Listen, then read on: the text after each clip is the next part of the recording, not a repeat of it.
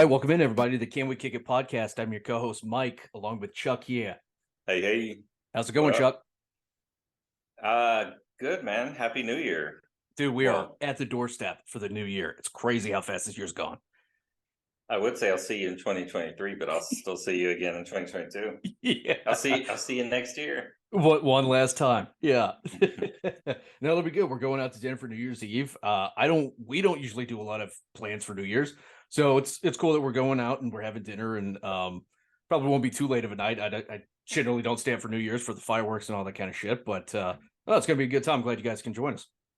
Yeah, no, thanks for the invite and look forward to it. So be Yeah, a for nice way sure. to ring in the new year. Yeah, definitely. So as we are getting closer to the new year, right? We have watched, I know I have, and I just from all the stuff that we talk about on the podcast, we have watched a ton of TV shows, movies, all that stuff over the year. We're going to talk about our top 10 today, and it was a pretty hard time to talk about it. But just looking down my list, I made a list of like 37 things that I watched at least this year, all the way through. Um, it's going to be pretty fun trying to knock down the top 10. I don't know how many did you manage to write down that you watched 2022 total? So I wrote down 42 originally. I crossed one out because I'll just say it advanced Station 11 because the majority of the episodes were in 2021, and I had it as my top show of the mid-year. Yep. So I decided to leave it off. If I left it on, it would be in my top 10, but we'll leave that as my top show of 2021. So, but yeah, I ended up, and then I looked and I had another show twice. So, or no, I had Mandalorian, and it wasn't this year, it was last year. So I that's had the what it same was. problem. Yeah. So, It's a tough one with Station 11 because that break between last year and this year, because Welcome to Chippendales is having the same problem where it is going to spill over into the new year, but it's technically from yeah. this year. So it's like, but yeah. Well, So, even a show like 1923, which right. I'm going to list as something later, I haven't watched it yet. And I think there's been 2 episodes, and then there'll be majority will be next year. So, I mean, this is just for fun, and it's not like, you know, that big of a deal. But so you'll find some that maybe are split, but I Oh, think we're going full hot take. Fuck everybody. my list is gonna piss a lot of people off because I have a few things in there that I've ranked some stuff really low, and we'll go through the whole list after we tear a top 10. So, Definitely. but it was fun. We both had kind of a system. We discussed how we did our rankings offline, and it was fun to kind of revisit what we watched this year. And I think as we look at like our bottom shows, one that we shared watched together, there'll probably be some similar themes around like our Oh, yeah. last like our bottom shows of the year. Yeah, we should name our worst show of the year that we watched. And quite frankly, there was like 2 or 3 shows, documentary kind of things that I watched this year that were really good that I forgot what the titles were. I was searching for Yeah. this one, and I couldn't remember what I watched it on. I know it's about. Couldn't find the title, couldn't find it anywhere. So I mean, there's some things that we probably missed. But if y'all don't know, we do a pretty good job of. Mike maintains a spreadsheet, and I go through it about once every like 4 months and and add to it with all what we're watching and stuff. So we try to do a good job of kind of keeping track of what we're watching. Oh, yeah, So, definitely. And, I think both of us took nearly 40 shows, give or take, right? yeah. And we looked at like top half shows that we really loved, and then there's the bottom half. And then you did a top 10, top 20, top 30, top 40. I stuck with the top half and the bottom half, and then I picked my top 10 from the top, and then I just started working my way down. It was a little bit more difficult that way. Probably should have did it your way, but it was pretty fun to knock it out. And then I also looked at what networks we were watching, Yeah. and I far and away, I mean, there's 3 that ran away with it, just of all the shows that we've watched. Um, Yeah, like HBO Max, I'm assuming. Yeah, HBO Max, Hulu, and Netflix were the top three of the It, networks that I watched. yeah, and I have I watched some stuff like on Disney Plus that you don't watch, and on Apple TV and on Peacock and Paramount Plus. Now, a I'm little not big into the spoiler, cartoon Star Wars stuff, so I'm not hip on the Disney. No, I'm just messing with you. a little spoiler. I have 0 Netflix shows in my top 10. Wow, wow. So that's where I think some people are going to get irritated with my list. But All right, now, um, refresh my memory. Was Ozark this year? yes, it was. Okay, yeah, that was a Netflix show. Okay, all right, I was making sure. Yeah. No, there's But a no couple Netflix show that broke your top 10.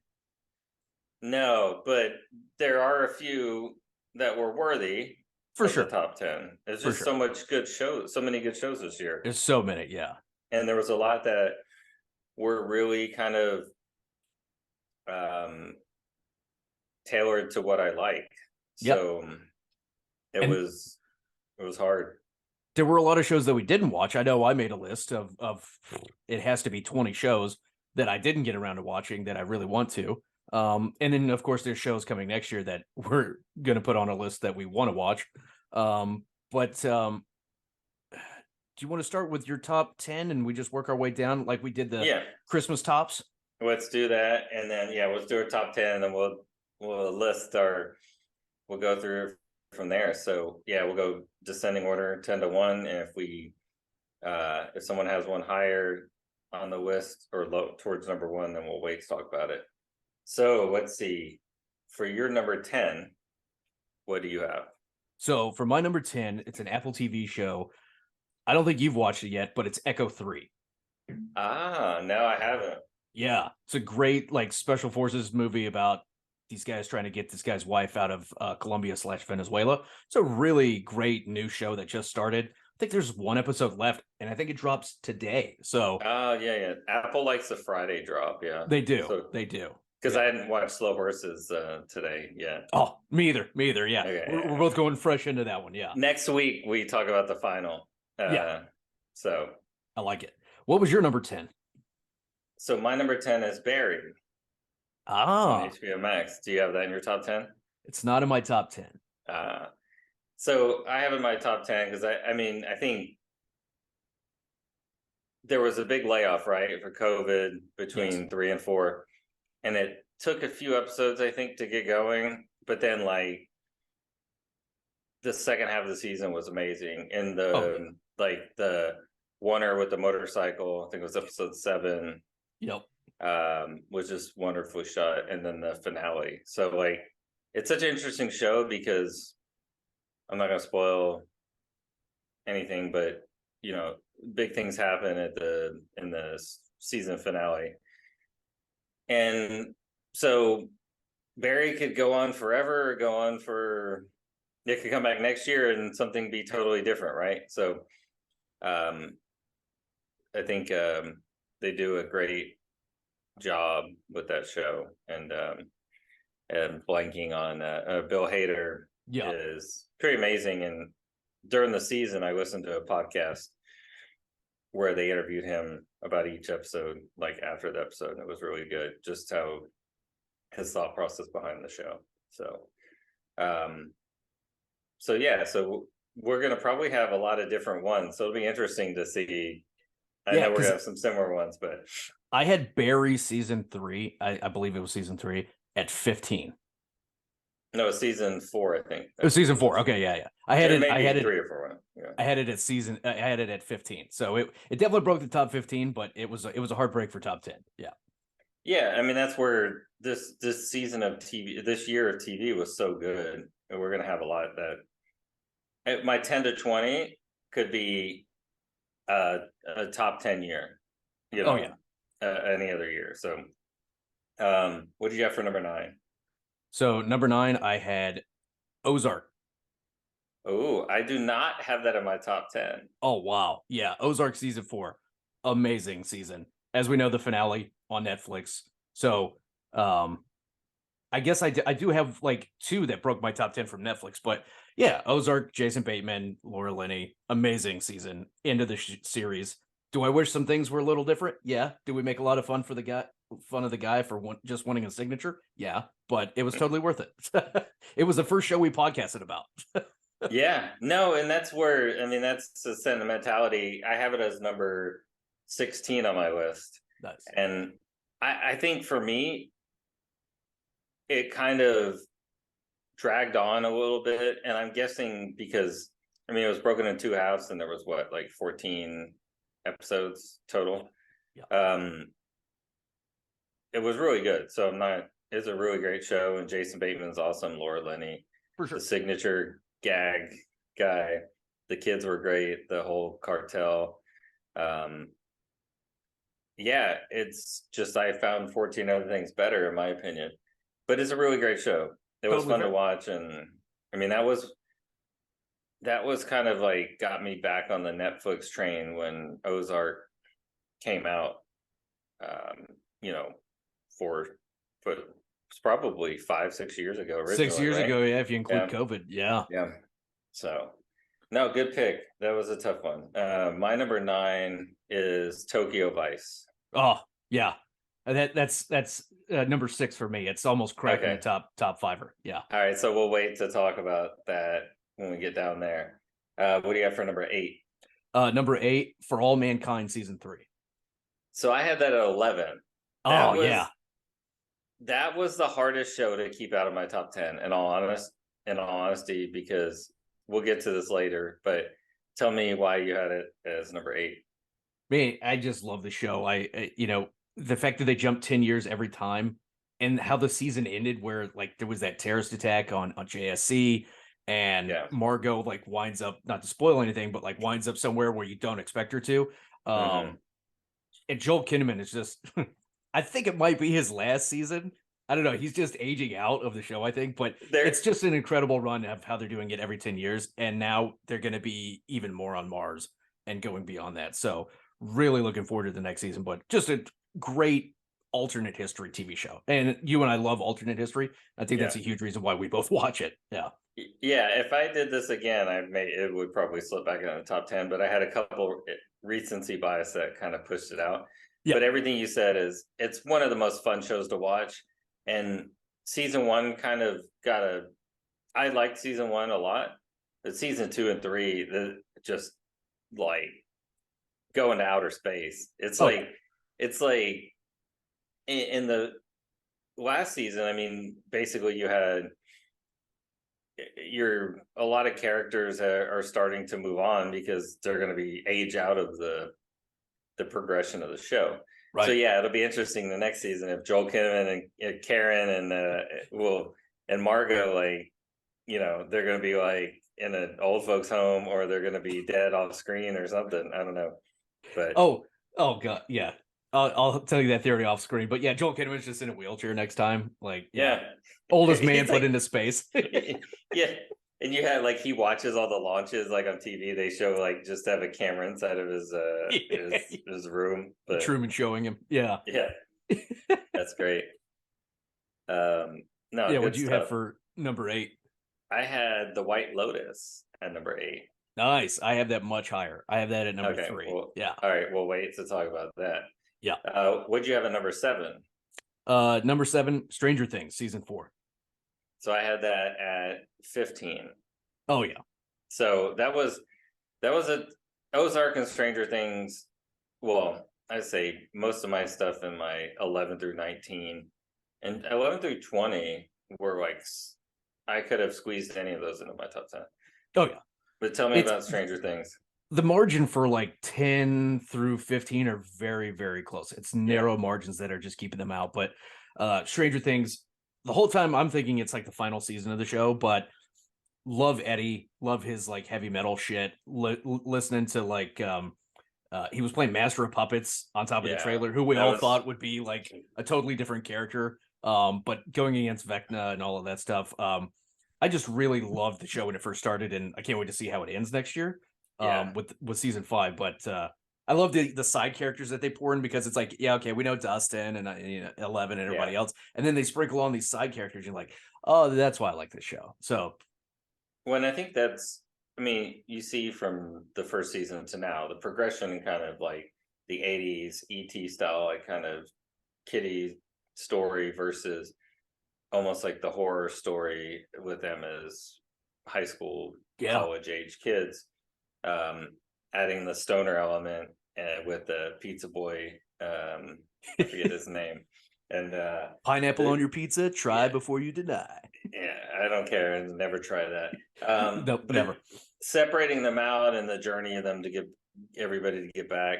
There's a couple potholes in getting back to from Russia and For sure.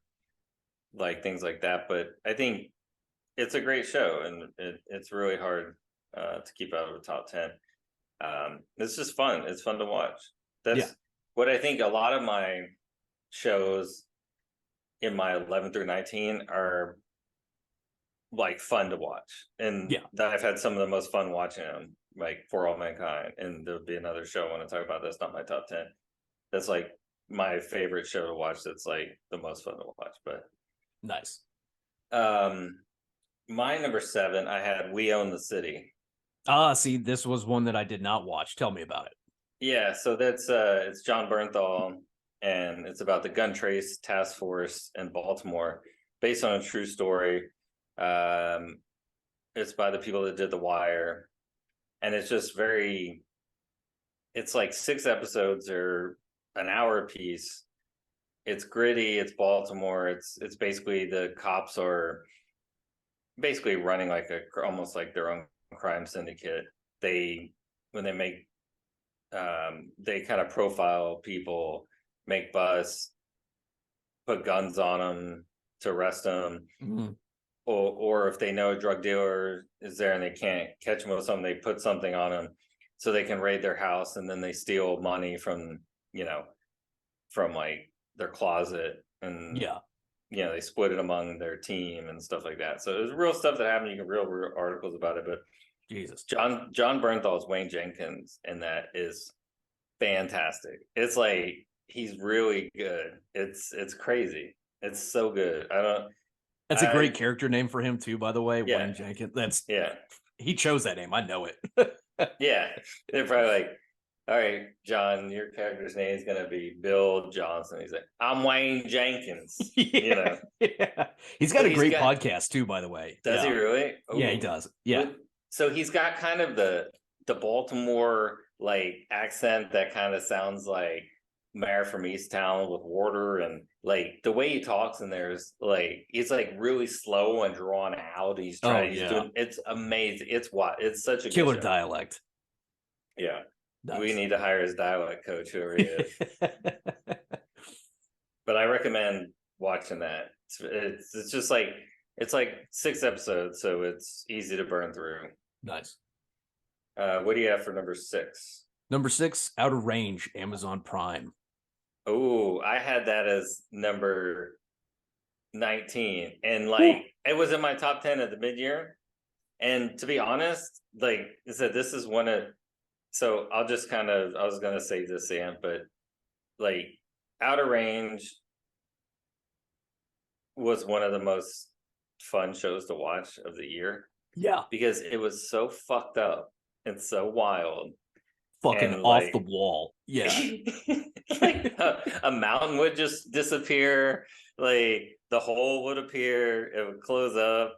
That like, poker scene where like that buffalo head just like pops on the door, like what? Yeah. Is there gonna be season 2? There better be, because there better be some explaining going on, because that shit was amazing. Yeah, that's, I don't know. Tell me more. But with Josh Brolin, I did not expect him to do a show like this. Yeah, it's so, I don't know, it slaps. To quote Severance, it slaps. It has been renewed for a 2nd season, so that's a good deal. Okay. Yeah, but no ETA. But it's just a crazy show about time travel and about consequences.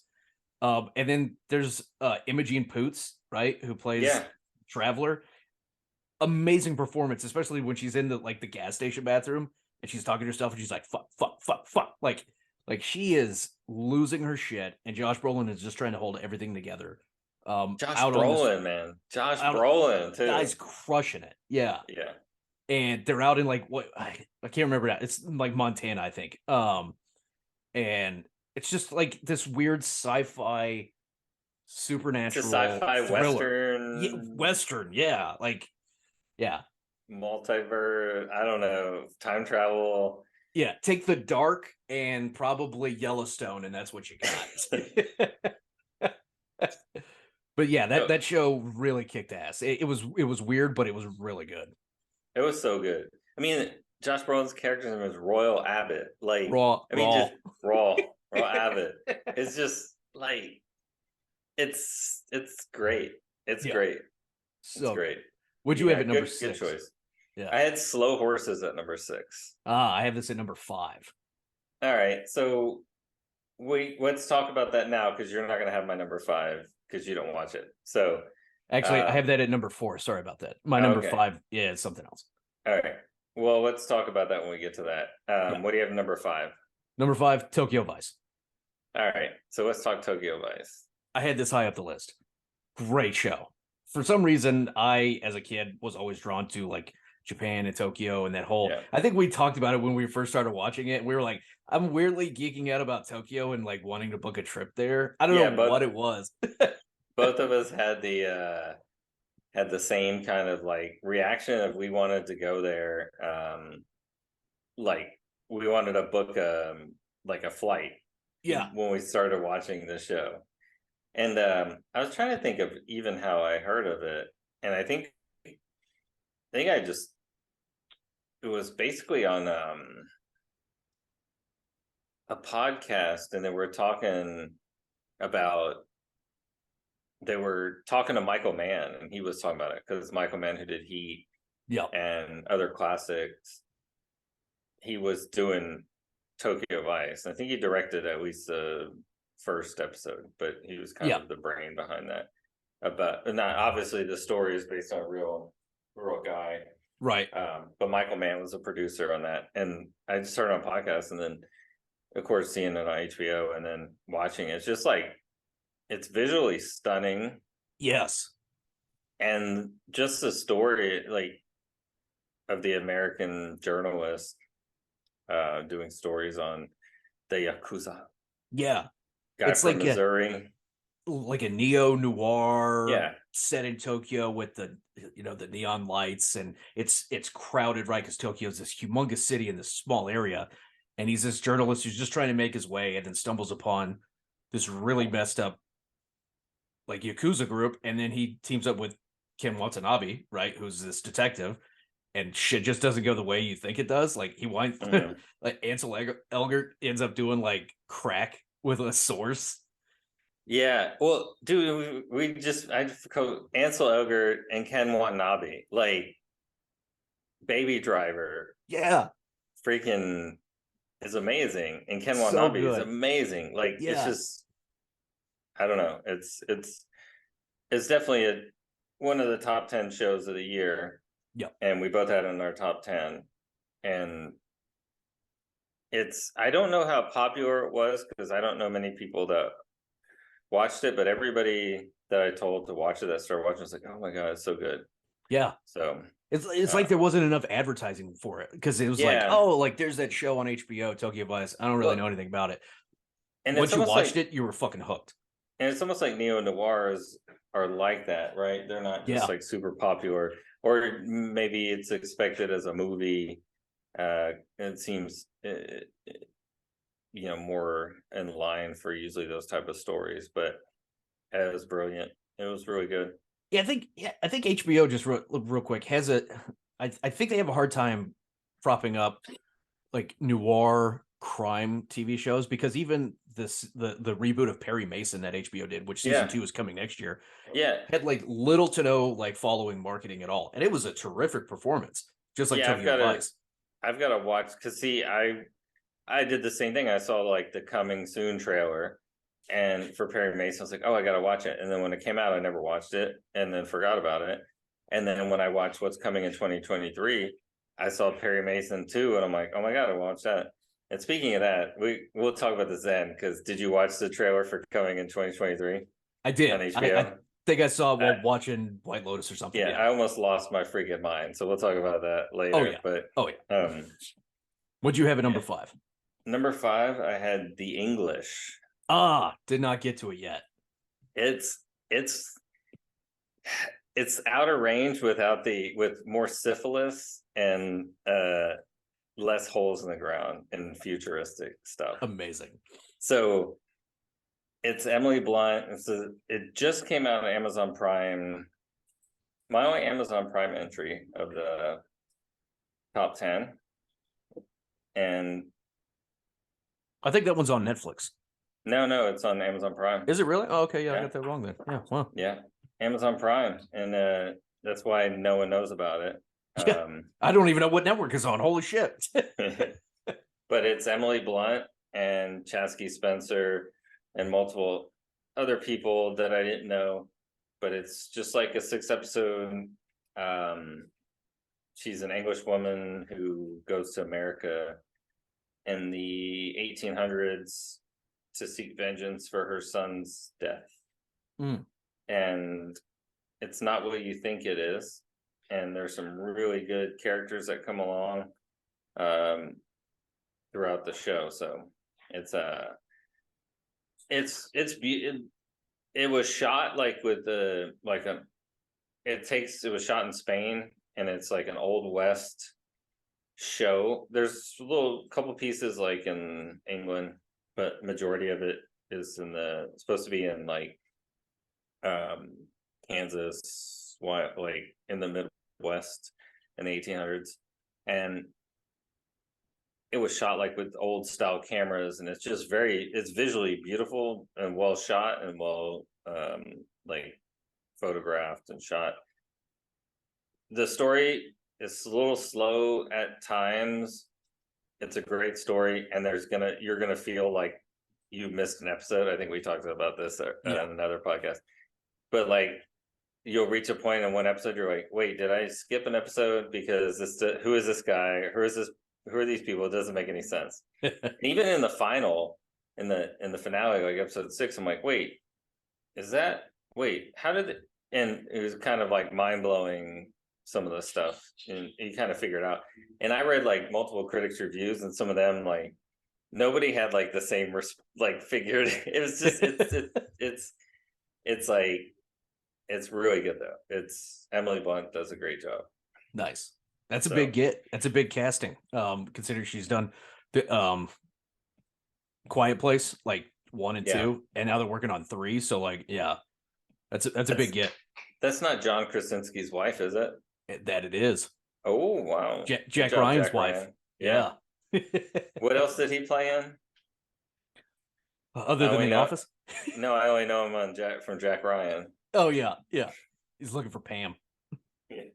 Is that what Jack Ryan's about? I think so. Pam gets kidnapped and they're looking for Pam.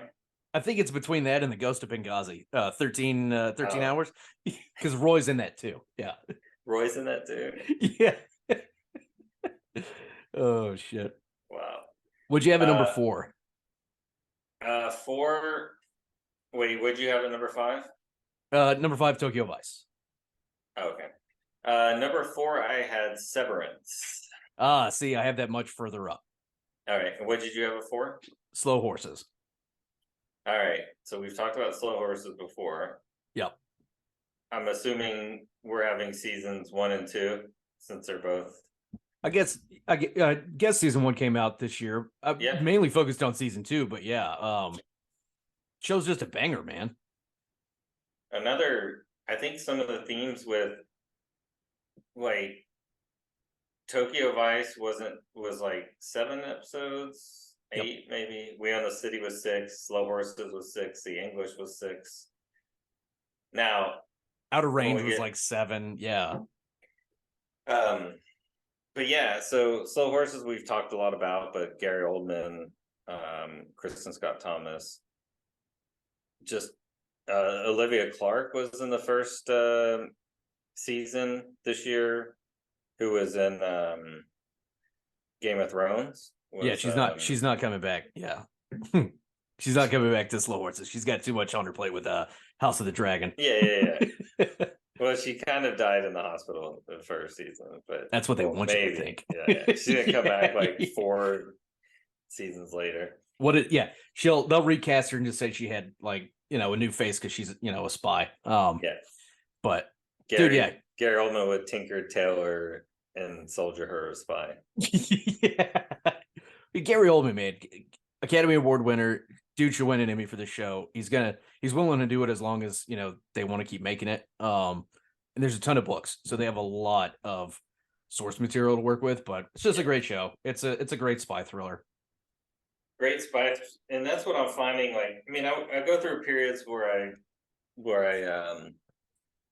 watch a lot of this kind of stuff, and Netflix has had over the years. I don't remember any names of them, but they kind of, they put Peaky Blinders on. It's not spy thriller, but they do import some of this stuff from BBC in the UK, Mm-hmm. and kind of I've watched 2 or 3 at least on Netflix over the past like 5-6 years. I don't remember the names, but they're really good.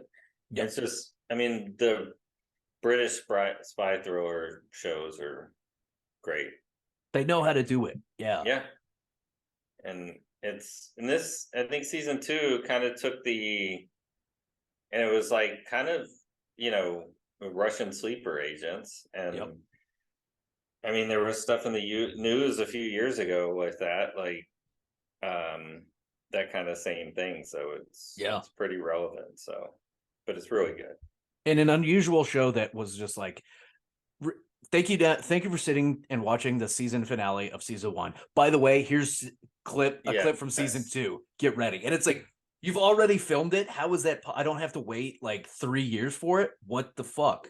Yeah. And when's the last time you've seen that? Where you get it right after the preview for the next season, right after. I can't even think of a TV show that's done that. Just in my mind, I can think of movies, right? Like Avengers, all of that shit. Back to the Future did it. Like, yeah, can't think of a TV show that did it. Yeah. No, I hear. I same. It was kind of. I just remember, like, I think did I call you and say, like, did you see the post credits where and you're like, what? And you went back and watched what post credits? Yeah, like, and that's, I think shows are starting to catch on to that, because even For All Mankind did it, like season 1 and season 2. Yes. And I had no idea until after the seasons were over and was like, oh shit, like, yeah. It's a good way to do it and keep it kind of on your mind. So. Yep. What'd you have at number 4 again? Was it Severance? Severance, yeah. Okay, yeah, I got that further up. What's your number 3? My number 3 is another show you didn't watch, Andor. I just started it today. Haven't made it past the first episode yet, but yeah. So we'll see if your journey is the same as mine. This was actually on a lot of people's list, like the top show of the year. Yeah, definitely. I kept hearing that. My top 3 are my favorite shows of this year, and I could have put them in any order. Andor's 13 episodes, like 12 or 13. So it's long, and usually I lose interest when they go past like 8.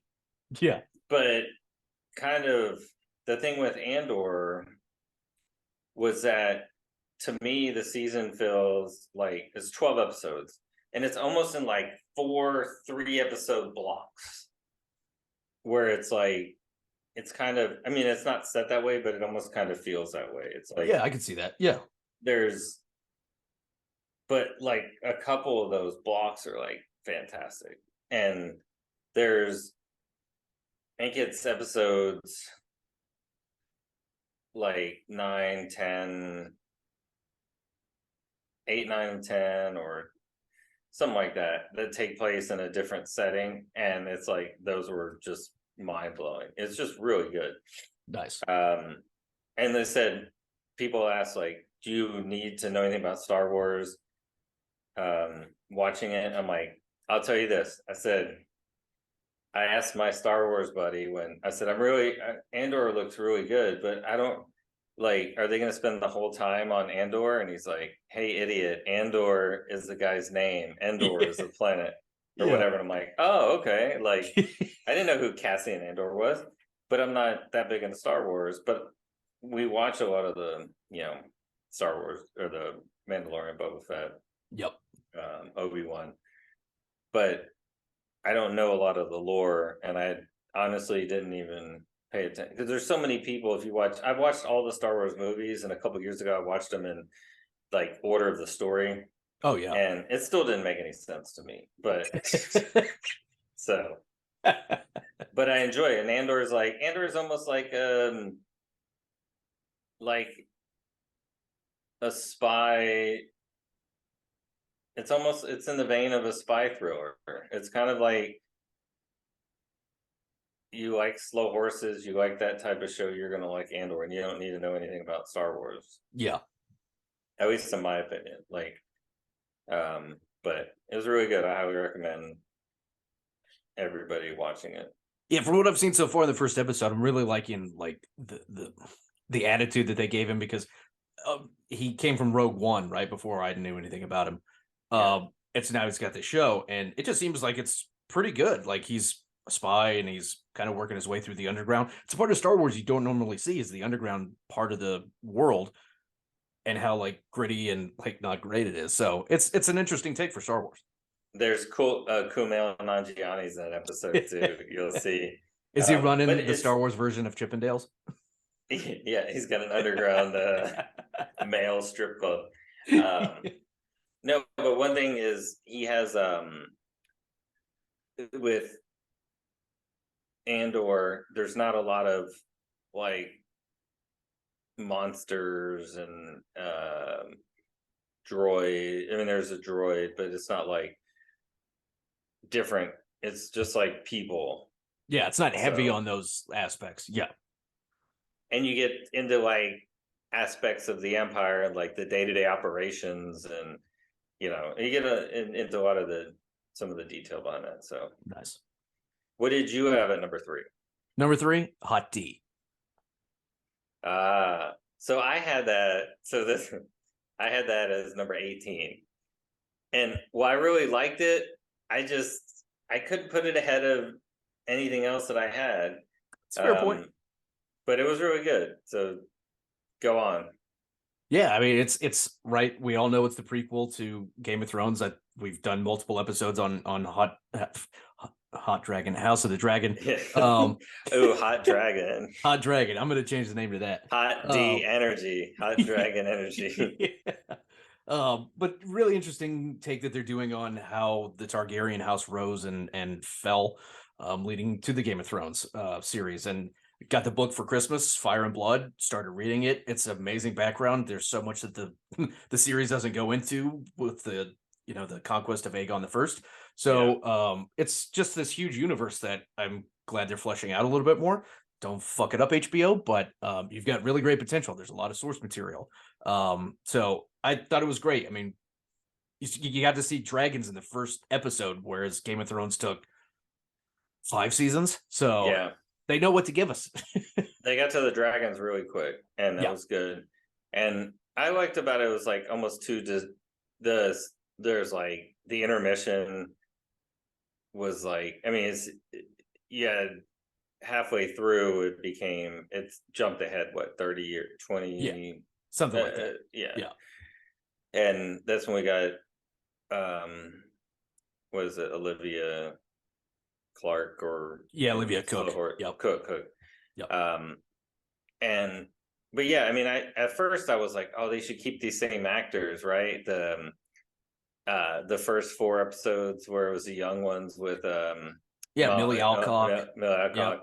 And I'm like, man, how's it gonna get better? And then it took off. Like once they jumped ahead, like it took off big time. Like, and then meanwhile, like Viserys is like getting older and nastier, and Daemon is like still the same, solid jawline, no hunch. He's like, dodged a bullet. One of the best episodes of TV this year was the Viserys episode. Yes. So I mean, it was really good. So I mean, it should be in anybody's top 10. Um, it was a great show, especially if you like if you like um, George R. R. Martin stuff, and HBO has done a pretty good job. Yep. With this stuff for sure. So that was 3, right? Yep. What'd you have at number 2? For number 2, I had Industry season 2. Didn't watch it. Great show. So like just this year, I started watching Industry season 1, and I think we finally finished it in August or September. And season 2 came out this year, right around the same time, I think. But I just watched season 2 coming back from going to and coming back from London. Actually, I finished season 1 and most of season 2 in December.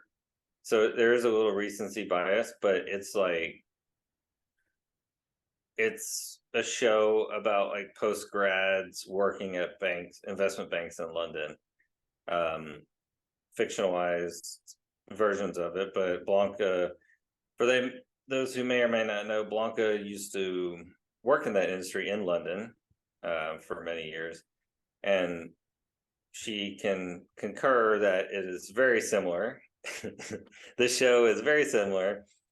I mean, they do a painstaking good job of the terminology, but just working on a trading desk and the environment is very similar. But it was just it's so good.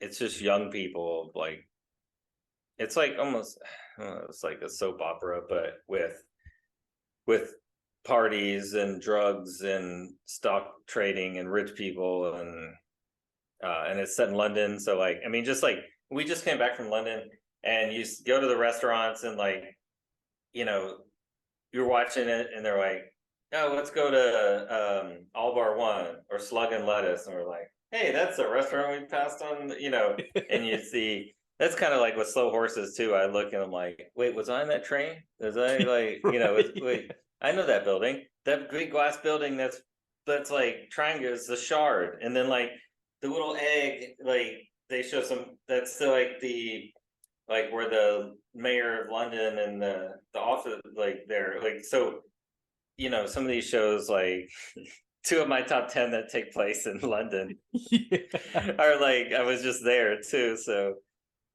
I may be a little infatuated with that town, but no, that's banging. It's really good, and it's kind of like really like fast paced, and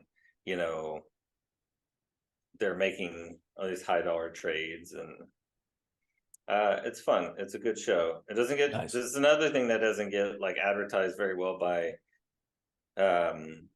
like for like Tokyo, like actually, because I have 5 HBO Max shows on my top 10. Barry, Tokyo Vice, We Own the City, and Industry don't get a lot of publicity. Nope. The White Lotus didn't in the first season, but now it's blown up. It's all over the place. It's everywhere. Yeah. That was the other one. But yeah, Industry, watch it. It's 2 8-episode apiece seasons, and it goes by really quick because it's really fast paced and fun to watch. It's like Succession, but it's the people that are trading Succession's money. Yeah. It's like it's a trade floor of Succession. Yeah. Yeah. It's the investment bankers that help keep those rich people rich. And in the season 2, Jay Duplantis plays this Jesse Bloom character, this rich American guy who they called like Mr. COVID because he made like just $1 trillion on COVID trading, like with stocks related to that. He's really good in this show. So nice. A lot of good stuff. So I'm gonna have to watch that for sure. What did you have at number 2? My number 2, White Lotus. So good. I think we've sent so many Instagram like feeds and reels between each other of shit that included the theme song and just us like of people like dancing to it or fucking singing it. Hey, the best one is the real like, and I follow this lady now, and it's like I guess her and her husband are partner, and they do spoofs on a bunch of different TV shows. But they're sitting on the couch, and they're like, "All right, babe, it's time to watch White Lotus season 2," and the theme song starts off real slow. And they're like, all right, I guess they changed the theme song. I'm not sure. It's so, and then they're like, and it starts to pick up, and then they're like, what, and then like it's like, and then it gets all where it gets crazy, and they're like jumping up and down like in the living room, and it's just, I mean, that's how like that's honestly, I mean, I didn't get out of bed, but that's like what's going through my head like when I would watch the show. I'm like, we would, if I started it and Blanca got up, I'm like, we pause. She's like, pause it, like in the opening theme song, because Oh that's yeah. like it's just so good. It's a character of its own in that show. And I will admit I didn't jump off the couch, but I definitely was like fist bumping. I Yeah, was like, yeah, like yeah. Shit was so good. Mike White is just crushing it. That show was hilarious and amazing and had you going in 10 different directions. I think one of the funniest memes I saw or reels was like Roman Roy from Succession watching the rocket I explosion. sent that to you too. But it was Tanya falling off the boat, and he's just like, anyways. Dude, we were in London, and we were on the, I think we were at the tube stop, and I'm laughing, and I'm like, Blanca, watch this, and she's like, okay, well, Roman Royce, okay, that's when the shuttle was going. Wait, why is Jennifer Coolidge on there? Like she falls off, and he puts it back in his pocket. Like when they're like, how the launch goes? Like, great, and like Right, right. this is like, It's so good, dude. Yeah, Aubrey it, Plaza, dude, that whole cast just crushed it. I can't wait yeah, for the next season. We don't know if anything's gonna be brought over from this season into the next, like Tanya was yeah, from season 1 to 2. But yeah. I think there will be. But dude, it's just It the show's gonna win so season many Emmys. season 3 is gonna be White Lotus Italian courtroom. Like Greg and Tom Holland are on trial for the. No, Tom's on there. That Greg's on trial in an Italian court, and Portia's a surprise witness, Yeah. and Dude, it's Jack gonna be Jack so has good. to try to assassinate her during the no. Dude, Um, what a comeback character in that show, Jack. I think we talked about him almost, if not more, than anybody else in the show. Just making fun of that guy and just being blown away by his character. Being from Essex, you know. I'm gonna go have a shit, and then we'll get another beer. oh, it's blowing bubbles. Dude, it was good. That's the thing. Every minor character. And just think of even season 1, right? The first thing you saw is Armand and Lottie and Dylan, and and then Lottie is a pregnant lady. I think it was Lottie. She was in there for like 3 minutes, is like giving birth, and they get her out of there. You never see her again. But you Never. think like she's going to be an important person in the show. They do such a good job with even the minor characters. Yeah, it's Like so good. if you go back and watch the first episode when me and Lucia are walking through, and she says hi to Alessio, and and and then he comes back as the fake pimp, and then the very last scene they're walking down in Alessio's the doorman at another hotel, and there's like, Yeah, ciao Alessio. Like it's just so good. Like he does a good job in writing even for the minutia yeah. and the minor They're just so characters. distinct in how they. I mean, even Salvatore, but guy's got the best voice I've ever heard. Yeah. But yeah, I mean, I have the last episode. It comes out on January 2nd for Welcome to Chippendales. But Armand is played by Murray Bartlett, and he's going to be in The Last of Us on HBO as well. Guy's crushing it right now. Yeah. He So, can't do but anything wrong. yeah, no. And Jackie and I are always making fun of his character from season 1 because she was in hospitality, and every time I think of him, all I can think of is he's talking to Lainey on the shore, and she's got like Yeah. that stain on her shirt. Oh, And it's Lainey. Okay, I called her Lottie. Yeah. he's like, "What is that? Right there Yeah. on your left hand? Is that tuna salad?" It's just like what? Just fantastic writing. I mean, so Yeah. for me, the show came into number 2. It was a banger. Yeah. Yeah, really good. What'd you have at number 1? Number 1, Severance. I think that was my mid-year number 1. The show fucking slaps. Yeah. In the words of I think it's Dylan, the character's Yeah. name, but so original. The acting, total come from behind show, considering Ben Stiller was attached to it, and his latest work has not always been that. He's had some revolutions recently. There's a TV show on Netflix with Ben Stiller and Adam Sandler and Dustin Hoffman. Really good writing. But he's like a creator on the show. I mean, it's fucking unbelievable how good it is. And just the last scene, I can see it in my mind with main guy's name, Adam Scott. Adam Scott, and he's like, she's alive. Anyways, show blew my mind with the whole year number one for me. What was your number one? So, well, just real quick on Severance. Yeah. Said that was, I think it was my number 2 during the half because I had Station 11, but it was so good. And I mean, just the actors in it. And we saw some breakout, like people with Trammell Tillman and Zach Cherry were just so good. And I mean, freaking Christopher Walken, Patricia Arquette, and John Turturro, and Adam Scott. Class actors, class acting. One of the most beautifully shot shows as well. Yes. I'm a big visual person. Yes. Because that's why I don't read books.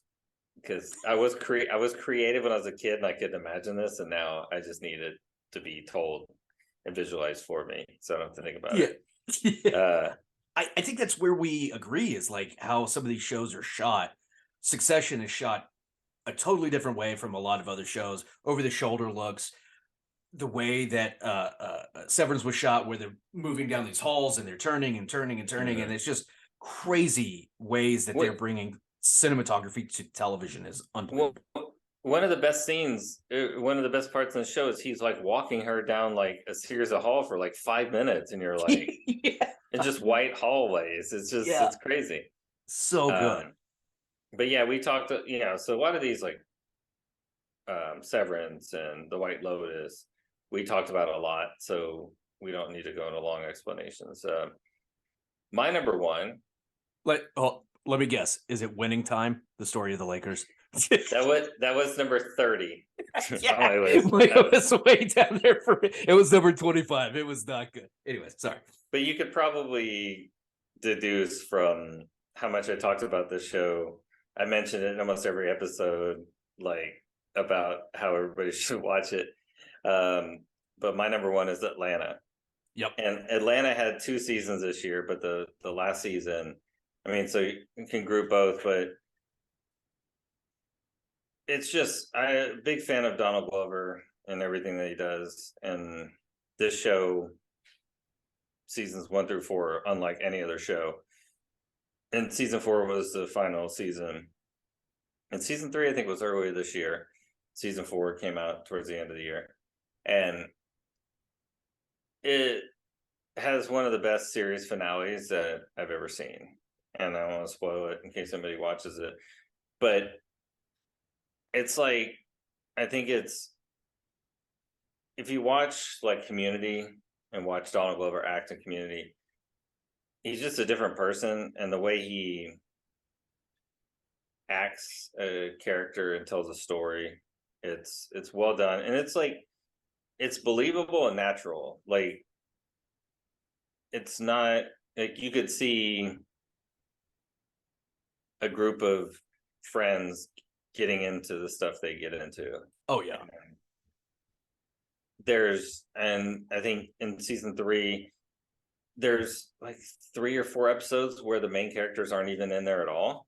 So he dares to do stuff differently, and he could have kept the show going on for forever, but he's like, I've told my story and this is what I want to tell. And the finale is, it's completely different than what you would expect a finale to be.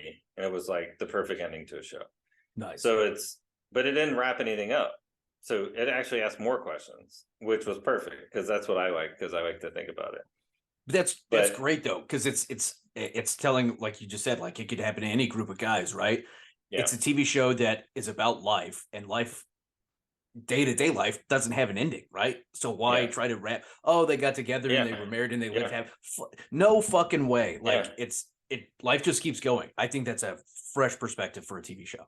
Well, and that's like, so just so Earn is his so his Paperboy, he was a rapper. Earn Paperboy. is his cousin. Paperboy.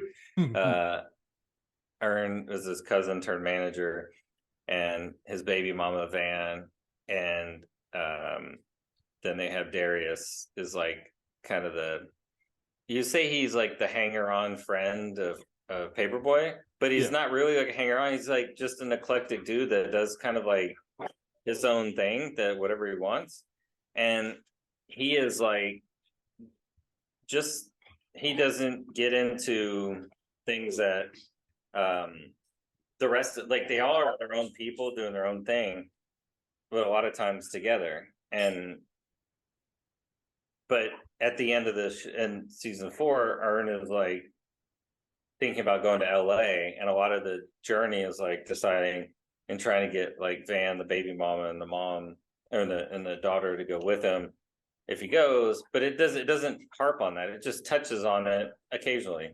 Yeah. And so you think the final, it's like there'll be everybody's at the airport saying bye, Earn, but don't even go in, like, doesn't even touch about him leaving. They're packing up the car, watching him drive down the street. Nah. Oh, it's like, I don't know. I was just thinking when you said that, it reminded me of, I think it was Menace to Society, and one of my favorite movies. And they're like packing up to go to Atlanta, and of course then drive-by happens and gets shot, and like, so nothing like that. It's just like another day happens. Yeah. And it's wonderful. It's such a good show, and it's definitely different than shows that are out there. So it's a good watch and a fun hang. And they spend a whole season in Europe. There's an episode where they're doing drugs in Amsterdam, and you see multiple of them during the episode. Like it's crazy. It's a fun show. So that's we probably talked about it too long, but that's a good one. It's number one, man. When it's number one, you got to talk about it. Yeah. So let's recap our list. So my top 10 is 10 Barry, 9 Tokyo Vice, 8 White Lotus, 7 We Own the City, 6 Slow Horses, 5 The English, 4 Severance, 3 Andor, 2 Industry, and 1 Atlanta. What was yours again? Yeah, my top 10 was 10 was Echo 3, 9 was Ozark season 4, 8 was For All Mankind season 3, 7 was Stranger Things, 6 was Outer Range, 5 was Tokyo Vice, 4 was Slow Horses, 3 was House of the Dragon, 2 was White Lotus, and 1 was Severance. Killer lineup of shows between all 10 of them, between our 20 total top 10 shows. Yeah. So we're not going to talk about these shows in any detail, but give me your bottom 5 shows. Bottom 5. All right. I watched some shit that you didn't watch, but there is some stuff that I did watch that we did share. But bottom 5, starting from the bottom to the top. So worst show, Inventing Anna on Netflix. Oh, see, I didn't watch that. Okay. Had a lot of potential. We knew it was Ruth from Ozark. Couldn't get into it. Wasn't for me. How I Met Your Father was one above that. Really liked How I Met Your Mother. Jackie was watching How I Met Your Father. I watched it. Could have gone without it. Obi-Wan Kenobi. I had that at 31, so that was pretty close. We're not far off, yeah. Yeah. Followed by Boba Fett. I had that at 21. I thought that was one of the better ones of it was better than I thought. It was better than Obi-Wan. All right, so I had We Crash. And then I had Moon Knight. Yeah. Oh yeah, I don't watch that. Yeah, which I don't. Now looking at it, I'm like, I should have moved the one above that one should be further down, which is my biggest letdown of the year. But we'll get to that. What was your bottom 5? I had We Crashed at number 40, which should have been better because like I actually liked the actors in there, but as I could not get into it at all, and I thought it was just kind of corny. Um, I watched a show called The Invisible Pilot on HBO. It's a documentary about a guy that supposedly jumped off a bridge, but he left in a plane, and all a Netflix one called Sins of Our Mother, which was a documentary thing as well. Uh, Number 37, I had God's Favorite Idiot, which was with McCartney on Netflix. It was like it was actually fun to watch, but it was so stupid. And then I had 36. I had The Patient, the Steve Carell. That was my next one up, was The Patient. Yeah. So I mean,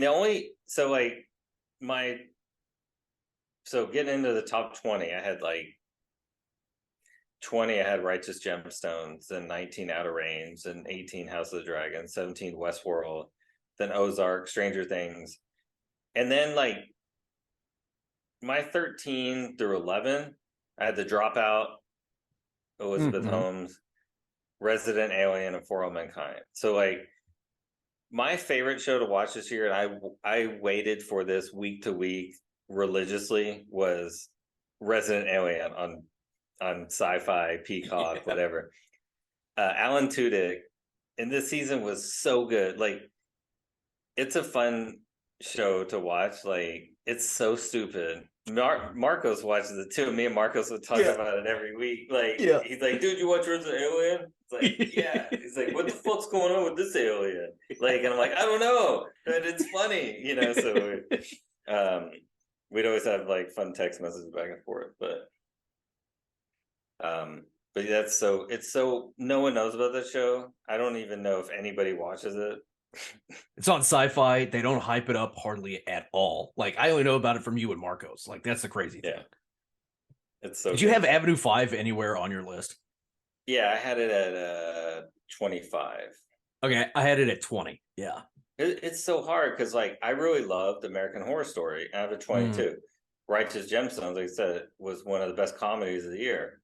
20. Like Under the Banner. I had Gemstone at 12. Yeah. No, I mean, if you look at my top 10, I wouldn't consider Barry. I guess Barry's a dramedy. Dark comedy. Yeah. Dark comedy. Atlanta, maybe it's not really a comedy. A dramedy, dark. I don't know. I mean, the only true comedy, my true comedy, is at number 20. Well, I guess Resident Alien is like sci-fi. Yeah. So, yeah, it's tough years for comedy, like pure comedy. Avenue 5 is a pure comedy, and the first season was good after like 10 watches. I have to go back and watch the second season more and more again. But I agree. I remember watching Avenue 5 the first season and being like, ha ha ha, funny. And then going back and being like, holy shit, that was so messed up. And so I agree. I think season 2 deserves a rewatch. There's going to probably be 10,000 things I missed. But I Winning Time was number 25 for me. It had its moments, but it was definitely not as great as they hyped it up to be. Yeah, it was fun to watch, and that's so. I mean, it's coming out with season 2 in 2023. It was a fun watch, but it was like, it's nothing really to talk about. Yeah, it's. John C. Reilly brought it a couple of times, but outside of that, I mean, the guy looked like Magic Johnson. I'll give him that, but just wasn't. It wasn't. It was. Yeah, I watched it from week to week, but and the way they shot it was good, and the old school like that part was good. But I mean, it was, I don't know. I'm not a big Lakers fan, but that era of basketball, it'll be interesting to see as they go further on, like when they play the Rockets in the 80s with in that era with some Houston teams thrown in maybe a little more. But so there's some shows that we didn't watch that got a little got some pub. So one of the two shows that didn't watch that were highly rated on a lot of people's end of the year were The Bear on FX Yep. with a guy from Shameless, and where he's like a cook, opens a restaurant or sandwich shop in Chicago. It's supposed to be really good. And Pachenko on Apple TV. Those are two that I still want to watch that I haven't watched that were highly rated. And then the other two, Tulsa King and 1923, the 2 Taylor Sheridan shows. Oh, by the way, 1883 was like number 13 or 14 on my list. So that was hard to keep out the top 10. And where was Yellowstone season 3 for you? Not watched. We have not broken the seal, people. We are not watching Yellowstone yet. I've got to watch all the prequels first. Yeah. So 1883, then 1923, and then whatever other number comes before that. Have you not heard the next one? No. I almost sent you the article, was reading it last night. It's called Yellowstone, the 4 Sixes. So it's 66666, right? It's about a ranch in West Texas and how it's like crazy shit happened back then. So, and then they were also doing a prequel about the African-American sheriff in 1883 or the Marshal. Really? Yeah, they're doing 1883 season 2 is about that dude. So get ready for that. Wow. So yeah, did you know he bought that ranch? Yeah, so the ranch that they shoot on, yeah, that's the 4 Sixes ranch. So he actually bought that ranch and he's doing a TV show about it. So it's gonna be some crazy shit. That universe is just blowing up. Yeah. I think 2 TV shows that at least one that I think got really popular. Not that I have a lot of interest in it, but I just from some of the clips I've seen, I really do kind of want to watch it. But Wednesday on Netflix, like there are scenes in that have blown up on Instagram that I'm like, okay, that actually might be pretty good. I'm not a big Addams Family guy, but just the way the acting was in it and some dancing scenes, it looked pretty good. That's been trending a lot as well. Yeah. And then I just started Andor, so that's somewhat on my not watched yet list, but it's making its way there. And then this other one that I really want to watch is George and Tammy. It's about George Jones. Oh, George Jones and Tammy, yeah. Yeah, and it's on Showtime. Haven't watched it yet. I think it just started. But really been wanting to watch that. I love Michael Shannon. He plays George Jones. That's right. Guy's an amazing actor. I saw the trailer for that. Yeah. What was let me ask you something, because I'm just looking at my list. I've got 36 shows I watched this year. I know there are 15 to 20 that I haven't watched. But of the shows that you watched this year, what was your biggest disappointment or letdown? What was the worst show? So I was probably most hyped for The Patient with Steve Carell. Most hyped, biggest letdown would be that. The other one for me is Westworld. I think it was not. I was super hyped for it because it was coming back and it was Westworld season, and it was good. And I think the letdown for me more was that we're not going to see the conclusion. Yep, and because it's not been renewed and it's been canceled, and I think it was before Christmas or the end of the year, they're taking all of Westworld off of HBO Max. Yeah, so they don't have to pay the rights, to keep having it online. So, yeah, that's gonna suck. Yeah, so that, especially because the first season is so good, and I think that's kind of like, and even I really like the first and second season the best, but so I think those were the two biggest, and the other one was Under the Banner of Heaven. I think it just kind of tailed off. Yeah. It started out really good and it kind of trailed off, in my opinion. So it was top 20 for me because the history behind that is so crazy. But I agree, like it didn't end the way I thought it would. It just ended up with a couple of arrests. And you're just like, okay. And then no follow-up to that. Anyways. Yeah, for me, The Patient by far was the number one most disappointing TV show. Steve Carell, Domhnall Gleeson, serial killer. Steve Carell's this psychiatrist, therapist, whatever, and it just went absolutely nowhere. Yeah, I think that would have been better as a 2-hour movie. Totally. Yeah.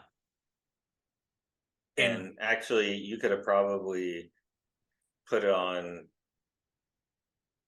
like, I mean, released it at theaters and put it on a streaming service, and I would have much preferred that as a 2-hour movie. If they had made it a movie and dropped it in theaters, and just knowing that it had Steve Carell and Domhnall Gleeson, it probably would have pulled in an easy like 50 to 75 mil easily. But they dropped it on Hulu and it went absolutely nowhere. Well, I Good guess it was acting FX. attempt. It was Yeah, FX, FX on too, Hulu, so yeah. I don't. It'd be interesting to see how many people watched it, you Yeah. know, on FX, Yeah. and Hulu. But yeah, I think that was the biggest disappointment for me, because that we were hyping that up pretty big. Yeah, big time. What shows are you most looking forward to next year? Oh man, the 2023. return of Succession. Yeah, that's top of I the think pretty top. much just the whole HBO 2023 commercial. I could just throw that out there, and that would just be it. Yeah. I'm like, yeah, that's what I'm going through my head. I think Yeah. the Last of Us, Succession. Oh, so I know you haven't watched True Detective, but True Detective season 4 with fucking Jodie, whatever her name is. What's the lady? Are you talking about the chick from Righteous Gemstone? No. No. She played like Jodie Foster. Oh, whoa, Yeah, deep cut. Yeah. That looks. They just had a little bitty piece of it in the HBO trailer, but man, that's gonna be. I don't know. Like, True Detective season 1 is like my all-time jam. So, And it's going to be based in Alaska. yeah. Shit, that's going to be good. The last sunset of the year. I'm just reading like a script, like snippet that HBO posted on Twitter, and it's the last line of it is the last sunset of the year. All right, I'm gonna have to go back and start over True Detective. That's going to be good shit. Yeah. Season 1 is like Matthew McConaughey, Woody Harrelson, Alexandra Daddario, and it takes place in Louisiana. There's even a scene where they go to Beaumont, Texas. Like, it's wild. So good. Yeah, got to hit that up. Yeah. So, yeah, those are the main things. I think also Mandalorian. Yep. Perry Mason season 2. I don't know if we'll get Stranger Things this year. The White House Plumbers. Oh, yes. Another Woody Harrelson joint. And Justin Theroux. That's going to be. I hope it's going to be delicious. It's FX on Hulu again. No, don't it's HBO. Is it HBO Max? Holy shit! Yeah. Yeah, you gotta get off your. Yeah, I gotta get off of FX on Hulu. Yeah, good God. And then with any luck, Ted Lasso season 3. I think that's supposed to come out in March. No, in the spring. I think you're right. It's got to come out next year, but hopefully his breakup with Olivia Wilde didn't affect his brain too much. Nah, Sudeikis. He'll be all right. Okay, good. Because that didn't work out for her. She broke up with Harry Styles, so he came out the winner of that. So we're good. Yeah. Were there any TV shows that you watch just for fun? I've got some guilty pleasure shit that I watch that I will begrudgingly admit to the fact that I watch. But is there anything that you watch just for the hell of it that's not great? I mean, I said Resident Alien, which I think is great, but a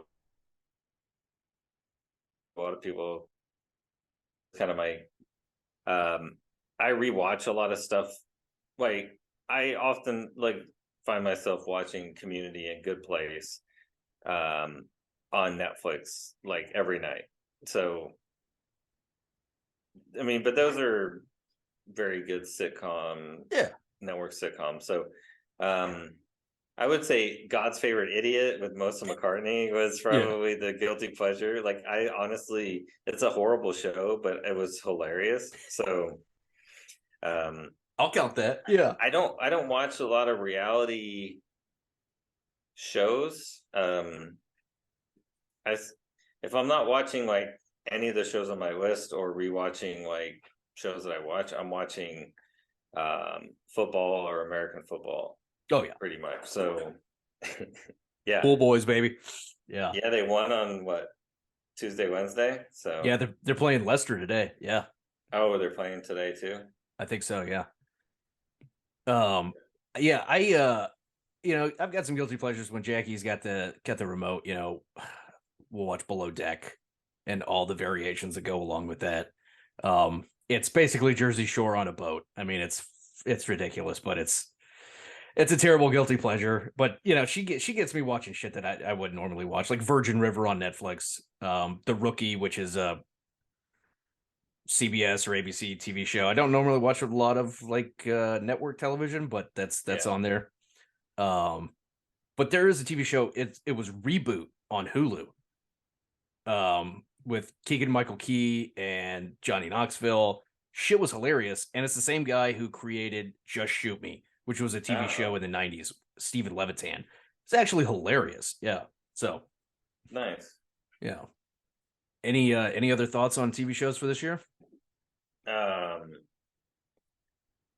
It was such a great year. It was. There's so many things there's so many things that we didn't get to watch that are good that we're missing out on. And like we didn't talk about any network shows pretty much. Pretty So, much, no. Yeah. I mean, I don't have cable, so I only watch what's on streaming services. Yeah. And I pretty much have all of them, so it doesn't really matter. But Yep. yeah, I think it was a great year of TV, and I look forward to doing this with you again next year. Definitely. I can't wait. We're gonna to have a talk lot about of The shows to Last go of through Us next year. and Yeah. Succession. We Oh. haven't talked about Succession together yet. We can either, so- finally talk Succession on the podcast because and Ted Lasso. We Yes. didn't talk. Yeah. Dude, Succession is such a good slow burn. I can't wait to talk about that. We I can't believe Connor Roy swapped semen with breaking out all the stupid shit that happens on Succession. And Tom Wamsgam's like, did you know whenever they spits in your mouth it's called snowballing or whatever? It's like You wear the napkin over your head so that way you can hide the enjoyment of eating the sparrow. Dude, the 1% of fuckers, dude. Just such a great show. Yeah. yeah. So we'll have a lot to talk about next year. Can't wait. I can't wait to see what happens in the Emmys. There's so many good shows, and there's going to be some runaways, but I think there'll be some close races. So we'll have to talk about that. Does Jennifer Coolidge win awards since she won all the awards last year?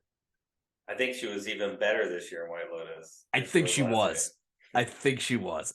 I don't know who is going to be up against her, but I think she's going to run away with it. Yeah, it's going to be great.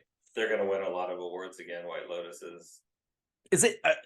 Is it classified as a comedy or as a drama in the Emmys? I can't remember.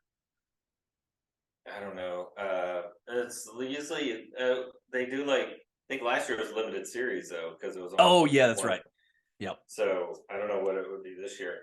Yep. But, we'll have to see because The Crown season 5 came out and another thing I don't watch either. So yeah, the woman who plays Diana knocked it out of the park in this season. So it's if they're both going to be in drama, that's going to be a tough road for Jennifer Coolidge. But I can't imagine that's going to be in the same category. So, but yeah, a lot that we watched. Really appreciate people sticking in, and listening through our top 10 and our crazy dialogue of our top 20 and top 30 and our biggest top disappointments. 40, But yeah. I think we need to share our at least top 10 on Instagram. We can I'll send you a picture of what I got. Yeah, send me yours. Yeah. Yeah, we could pop it up on the feed. Would love to hear what other people thought was a better, what they thought were better TV shows compared to what we had, if there are any. But it can't be right. No, yeah. We're the be all end all of we're the arbiter of good TV. So. That's right. But appreciate everybody for listening and catching up this week's podcast. Be sure to listen in next week. We will be talking about the finale of Slow Horses season 2 and what to expect in season 3. And I'll bring a little flavor of Echo 3 as that finale is also today. So tell everybody about us. We're on all the podcast platforms, Spotify, Google Pod, Apple Pod. Check us out on Instagram at Can We Kick It Pod. Email us at canwekickitpod1@gmail.com. And you can go to our website, kickingitmedia.com. And as Chuck always loves to say, Peace. See you next year.